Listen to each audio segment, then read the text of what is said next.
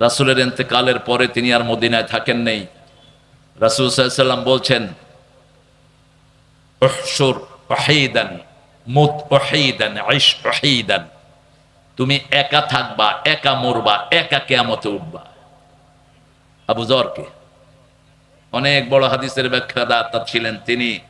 আমার এই আবু যরকে আল্লাহ সেই আবু যর গেফারের মতো কবুল করুন। গেফারি গোত্রের প্রেসিডেন্টের ছেলে ছিল আবু যর গেফারি। অনেক সুন্দর ঘটনা আছে, তাবারিতে উল্লেখ হয়েছে। এই বাদামালা, এই যাইস না বাদামালা, এই বাদামালা বেশ, এই বাদামালা যেও না, যেও না বাবা। এদেরকে দৌড়ায় কে? ওই চোরদের কারণে এই ছোট্ট ছোট্ট দুধের শিশুরা বাদাম বেচে। ওই ডাকাতদের কারণে এই সমস্ত ছেলেদের ঘরে খাওয়া নাই, ঠিক কিনা? নিষেধ করেন কেন? ঢুক, প্রত্যেকে বাদাম নিয়ে ওকে উদ্ধার করবেন।